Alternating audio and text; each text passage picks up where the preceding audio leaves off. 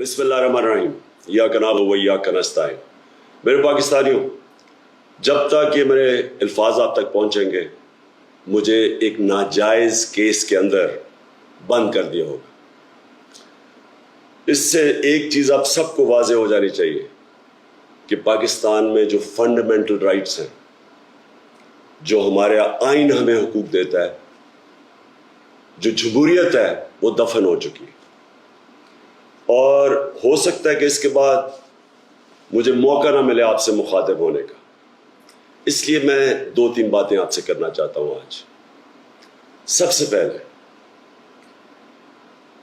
पाकिस्तान की जो कौम है वो मुझे 50 साल से जानती है।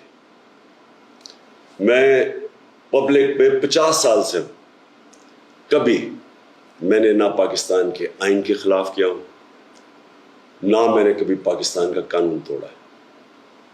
और मेरी हमेशा, जब से सियासत में आया, मेरी हमेशा कोशिश हुई कि मैं जो भी अपनी जद्दोजहद करूं वो पुरअमन करूं, आइन जो मुझे हक देता है पुरअमन एहतजाज का, उसके बीच में रह के करूं। आज ये जो किया जा रहा है, ये इसलिए नहीं किया जा रहा कि मैंने कोई कानून तोड़ा है, ये सिर्फ इसलिए किया जा रहा है कि ये चाहते हैं कि मैं जो हकीकी आज़ादी की तहरीक है इससे पीछे हटूं। और ये इसलिए किया जा रहा है कि ये करप्ट चोरों का टोला, इंपोर्टेड हुकूमत जो हमारे ऊपर मुसल्लत की गई है, ये चाहते हैं कि मैं उसको कबूल कर लूं। मैं आज आप सबसे अपील कर रहा हूं कि आपको अपने हकूक के लिए, अपनी हकीकी आज़ादी के लिए सबको निकलना पड़ेगा। कभी भी किसी कौम को प्लेट में आज़ादी नहीं पकड़ाई जाती।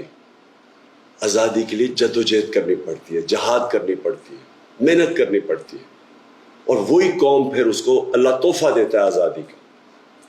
ये वक्त आ गया है कि आप सब अपने हुकूक के लिए निकलें। मेरी जो सारी मिशन है, जो मेरी ज़िंदगी की जद्दोजहद है, वो आज अल्लाह और उसके रसूल के बाद मेरी कौम, पाकिस्तानी कौम आपके हाथ में है। घर बैठने का वक्त चला गया। मैं आज आप सबको अपील कर रहा हूं कि आपको निकलना पड़ेगा, आपको जद्दोजहद करनी पड़ेगी।